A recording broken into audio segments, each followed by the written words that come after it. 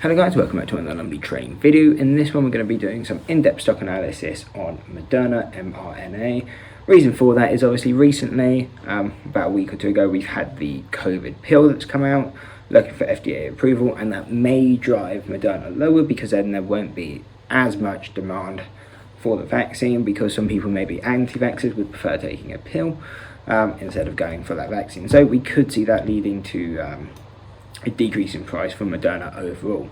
One thing as a heads up as well, if you didn't catch the previous video, we were able to now get standard deviations working on Webull. So if you don't have access to thinkorswim or you prefer the Webull interface, go and check that out if you want to see how to set it up. The daily is very accurate. You can see basically lines up perfectly if you compare the two.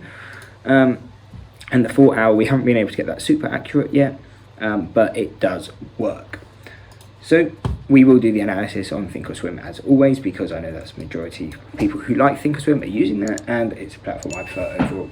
So to get straight into it, where are we currently? So we're currently at 322.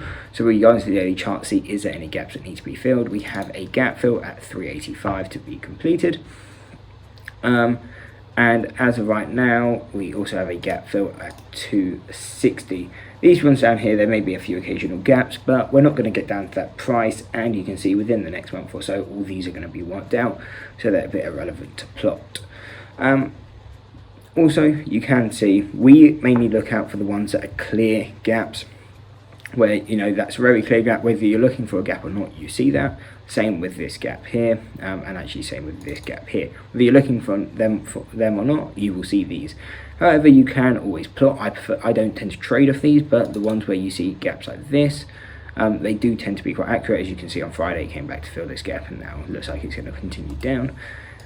They do tend to be levels, but I prefer the clear gaps that everyone can see. So now, I don't know what's bugging with thinkorswim. You can see that these levels aren't coming through.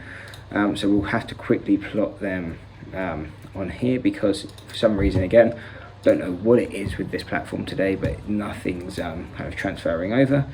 So we'll quickly have to plot these like this, 409, and just have to kind of manage. Hopefully this is fixed for Monday's videos.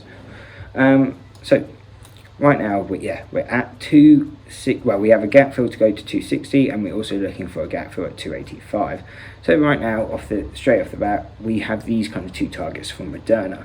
Now, we have seen that it's bounced off the first deviation on the 4 hour, so it could come back down to 302, but we're not going to trade this level because it's already had its bounce that we would look for. And the bounce it's had off there has been relatively large, 15% bounce. So when you see that kind of thing, we're not going to look to re-trade that as it comes into this level, because it would be unnecessary risk. If we were looking to trade this level, we would in fact be using the 267, which is the first deviation on the daily. We are going to plot everything on the 4 hours. You can see they're not transferring over for some reason today. So we're just going to plot them all on the daily, on the 4 hours, so you can see exactly where these levels are.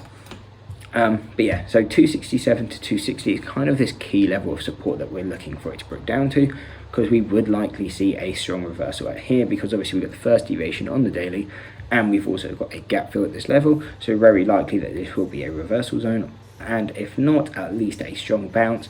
And where would our price target be for that strong bounce? It would be roughly $300. So you've obviously got the psychological level of $300, where selling pressure may come in.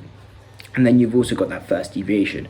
And what would most likely happen is we would bounce off this level, come into this $300 level, and if it wanted to continue lower, this is where it would most likely continue to push down. So that's why we use that $300 level as an area to lock in profits. Maybe not all of them, but an area where if it's going to continue down, this is most likely the area it would continue downwards. So it always makes sense to be locking in profits at what we can guess would be the top if it's going to be a failed move. So that's the key targets we're looking at for Moderna, because I do think it's going to keep pushing down.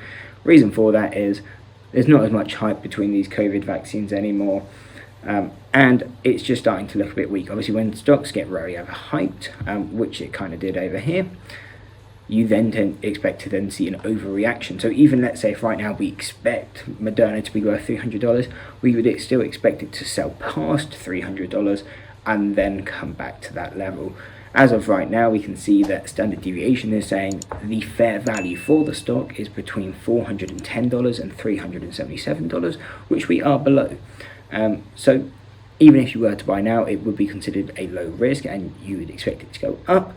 But standard deviation doesn't take into account any news or anything like that. So sometimes if you are also looking at fundamentals, sometimes it can be a bit safer to stay out of stocks long if you know they've moved on hype and stuff like that, or if there's news that may not benefit it as much in the future. Because even if Moderna ends up getting this FDA approval, Pfizer's already had it. Pfizer ended up moving Moderna, so I don't imagine that Moderna would move it itself, or even if it does, I can't see it being a massive mover anymore.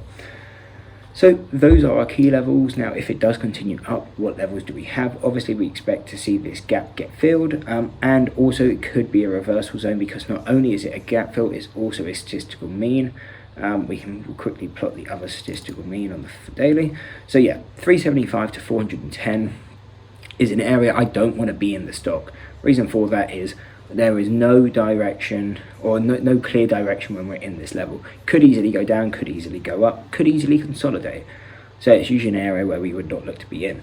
But if we're able to break out of this $410 level, $410 level, and close, maybe with some strong volume would be ideal, then where would our price target be? Then our price target would be pushing to around the all-time high. So at 487 is kind of our first level. So this would be the first deviation, and there's a bit below the all-time high, which is a safer area to lock in the profits, especially if it's going to be a double top. We don't know if it's going to be a double top, but always something to be hesitant about. So it makes sense to be locking in some profits if it was to come into there. Where would our next main target be? And that would be 515, which is the first deviation on the 4 hour. So overall, these are our key levels.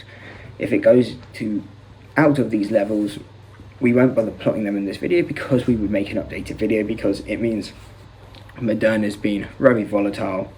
Well, it would just mean it's been very volatile if we come out of here, unless it's just a very slow burner and it hasn't come out of these levels for a few months. But either way, if it breaks out of these levels, we would have a new video up on it, if people are still curious about Moderna at that point. So hope you enjoyed the video, hope to see you in the next one, and that's it. Peace.